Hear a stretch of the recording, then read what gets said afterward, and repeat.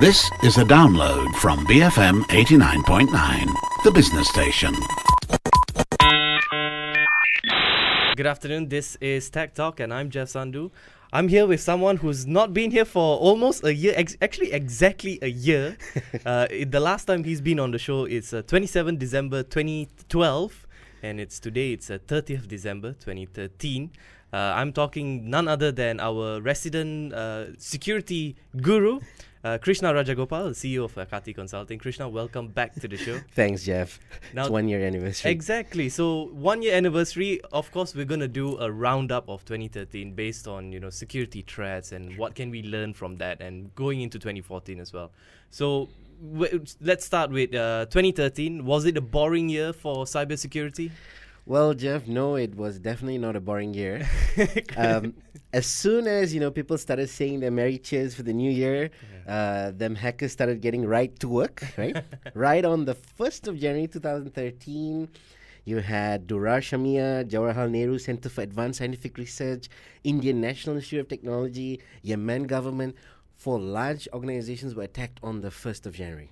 Wow. And then 2 days later, you had large financial institutions like HSBC, Ali Financial, BB&T, Capital One, Fifth Third, right, PNC. They were attacked using DDoS. Oh. And then it was like a wrestling match. They had round 2. That was on 8th of January. The same financial institutions. And then, of course, we all know about Facebook, Twitter, Evernote, New York Times, Washington Post, Wall Street Journal. They were all under a series of attacks in January 2013. But the thing is that this trend sort of continued all the way down to December. Even in December, there was a little research done. There was a very cute botnet. I say cute because the name is Pony. Right, every girl likes ponies. But it is harmless. It is quote unquote harmless. Okay, all right. Okay. This particular botnet collected 2 million passwords from users across 92 countries. Wow. Passwords like Facebook, Google, Yahoo, and 9 million pony fans, I guess. 9 million, yes, pony fans. That's what I say. Pony fans. Yeah. Okay, so you mentioned that in January itself it started. Is it because just lack of knowledge or lack of awareness that these kind of things could happen in such early in the year, or? I think a lot of the few things to it. Number one is, for example, when we started getting calls for SOS calls, we weren't even started working yet. We were still on holiday, right? So they sort of targeted a right time. And of course, apart from that also, after a long vacation, people come back and they have this lackadaisical attitude. They say, oh, come on, I'm still with my Christmas cheers and New Year's cheers, so I'm not going to follow the company policy. Perhaps this led to a huge string of attacks in January. So what was the most popular attack technique in 2013? Well, 2013 was a big year, a big home run for the World Wide Web. A lot of new techniques, a lot of, advancements in the World Wide Web. And for the hackers was also a home run.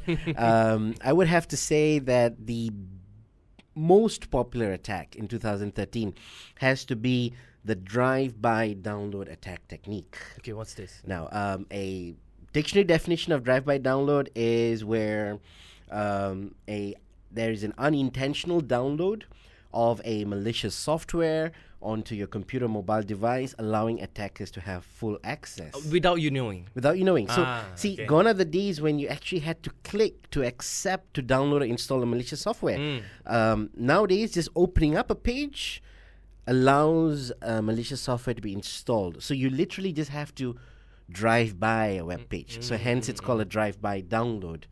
And for us, we saw a sharp rise in cases in drive-by downloads in all industries. So we're talking about mobile computing, social media, of course, cloud computing, trusted infrastructure, and even large data environments. They're all victims of drive-by downloads. You should have been here in BFM for whole 2013 because I've experienced a lot. People just calling my names like, Jeff, I've something's wrong with my PC, and then I go in and it's like, you must have installed something. Then it's And like, they say, no, no. I didn't install anything. I'm just Classic excuse. I'm just doing my work, and I'm Yes. like, oh, there's a Yes. malware been installed in your Yes. PC.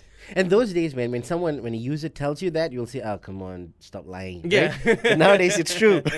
Nowadays it's true. Yeah. So what about SQL injection? Was it still popular? Well, Jeff, injection. As vulgar as that may sound, it's still right at the top, right? SQL injection or other types of injection, directory traversals, cross-site scripting, cross-site request forgery have now become like a basic fundamental ingredient. It's like when you're making a curry and you have the masalas. So these are the masalas for attacks now. So we don't even mention it in the top 10 nowadays. But it's a basic masala. In 2013, the basic masala, which is, of course, cross-site scripting, cross-site request forgery, directory traversals, and injection, has become even worse because there is a proliferation of automated attack tools. And there is a lot of exploit kits. So that makes it even easier for attackers to sort of attack a large number of clients in a short period of time. I'm speaking to Krishna Rajagopal, the CEO of Akati Consulting, and when we come back, we will sum up the top 10 attacks techniques in 2013. This is Tech Talk on BFM 89.9. I'm Jeff Sandhu, and with me today is Krishna Rajagopal, the CEO of Akati Consulting, and we're going through the year of 2013 in cybersecurity industry. So can you sum up the top 10 attack techniques in 2013? All right, I feel like David Letterman now. So, number 10. Number all right, 10. So starting with number 10, we hear a lot about Snowden, Yes. the Five Eyes, Australia, Indonesia, Malaysia, Singapore. So, advanced persistent threat, spying, targeted attacks, that's number 10. Right? And then number 9 has to be data breaches. You hear a lot about, say, groups like Anonymous attacking this client, dumping 100,000 usernames and passwords. So that will be data breaches, and that's at number 9. And then number 8, one notch up, is ransomware, rogueware, and scareware. So you literally have people now who infect your machine, lock it down, and ask for a fund transfer. And if you don't do it, they wipe everything off. Wow. Right? Is this prominent here as well? Yes, it is. It is. all right. And a lot of people blame it on God when that happens, right? So that's a serious problem, right? And we think it's going to continue. And then, of course, at number 7, we still have the classic phishing, still there. I still cannot fathom the reason why organizations cannot come to a point, to an end to this, especially financial institutions, when there is solutions out there. But specifically, spear phishing and whaling.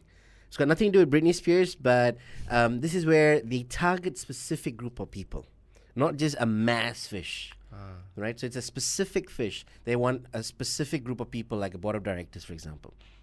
And then, of course, we still have DDoS, distributed denial of service, is still there. As you can see from the financial institutions in January. The favorite. The favorite is there. If they can't hack you, they'll break you, right? And then we have at number 5, watering hole technique. Okay. That's interesting because they would infect trusted sites, popular sites like, say, a news site, for example. And then users who now visit those sites are now infected, right? And then they take over the machines. So this is an element of trust involved. That's watering hole attack. And we see a lot of cases increasing in this regard.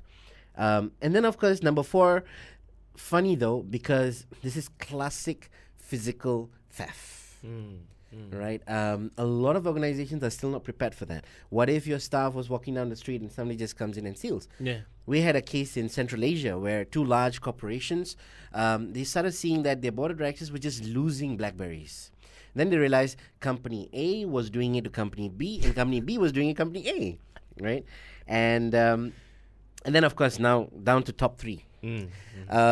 Number 3 would have to be data or information leakage. This is something that's serious. I was chatting up with a couple of guys from this company called InfoWatch in Russia, and they share the same thought. They said, data leakage has to be the biggest thing. We're protected from outsiders, but we don't know from insiders. Just like that Facebook, Twitter, Evernote thing that happened in January. That was because some of their employees were having their mobile devices and laptops, and they were browsing a site outside at home, which is actually it was an iPhone Dev SDK website. And there was a malware that exploited Java on that site, and they got infected. So this is a huge organization. Facebook has got a Facebook immune system, which is about $150 million, but it could not prevent data leakage. And then, of course, number 2 is back to our masala. Code injection is still there. And, of course, the winner has to be drive-by downloads. So that will be the top 10 attacks in 2013. We've also heard, DNS breaches. MyNick had a lot of issues this year. What about those? That didn't make it into the top 10? No, it didn't. Because it was very isolated cases. And most of them were due to, shall we say, misconfigurations done by staffs and a lack of policy in that organization.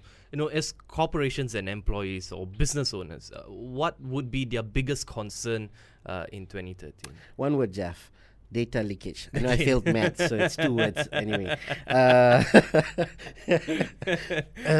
See, according to a data leakage report for 2013, this was again done by one lab, an analytical lab by InfoWatch. They said the leaks that happened in just the first half of 2013 amounted to losses of $3.67 billion. Wow. That's serious. For companies, that would be my biggest concern.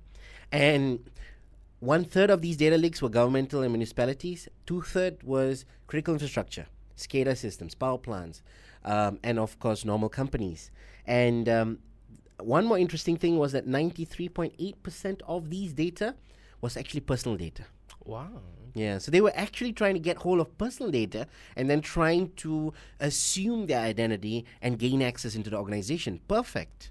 Right, rather than trying to brute force their way through into the organization. So that will be the biggest concern in 2013. Any notable cases of these data leakages or cyber espionage in 2013? My personal favorite case would have to be where it's between these two companies. It's an American firm called AMSC, and there is a Chinese wind turbine manufacturer called Sinowell Wind Group. And the American company was infiltrated through the Chinese company. And there were 3 people that were indicted from it. There's a guy called Zhao Haichun and then Su Liying. These were Sinowell staffs. And then there was another person, ex-staff of AMSC from Austria, called Dejan Karabashevik. These 3 people were actually paid to do this. And they stole data close to $800 million from one company. That would be my personal classic favorite in this year. This is by just pretending to be someone of the company, and through laptops, through hard drives, through USB, through Dropbox. Right, a lot of us are still not prevented against that, and just like how Snowden did. Right, classic example, and it still works. So, how do you see this trend coming? Moving forward to 2014. Any specific changes that will happen? Well, I think what we see in 2013 will be there in 2014. It will become worse, especially with regards to data leakage. But apart from that, I would say in 2013, we didn't see a lot of financially motivated malwares. But we will see them making a comeback in 2014. For example, this is a little bit below the radar. There was close to 1,400 financial institutions that were infiltrated in 2013 alone. Of course, they don't make it out in public. One particular spyware stole close to 2 million user information. That's Zbot and Game Over. So I think this is going to become worse. And then, of course, with the trend of BYOD coming along, whether organizations approve or disapprove, I think it's going to be there. Whether it's legal or illegal, people are still going to bring their devices. And I think in 2014, you have to look at securing the network and securing mobile devices as non-different. It has to be one. right? Not that, we need to have a solution to secure mobile devices. It's not going to be any different. And then, of course, I think, or I rather hope, keep my fingers crossed, that cloud security is going to get cloud is going to focus more on cloud security. It's going to have a security makeover, because that's the one biggest stumbling block from cloud reaching its full potential, right? That's security. And of course, there needs to be sort of a security need reliability, right? So I think that is going to be a major trend in next year. And there are a lot of next generation devices coming up along the way, solutions. So I hope that in 2014, detection time will decrease dramatically. So these are the major trends, apart from the fact that HTML5, Web 2.0, mobile device is going to have a major target vector focus in 2014.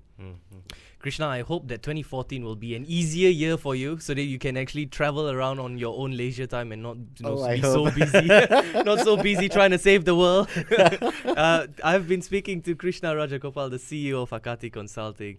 This is Tech Talk on BFM 89.9. Thank you for listening to this podcast. To find more great interviews, go to bfm.my or find us on iTunes. BFM 89.9, the business station.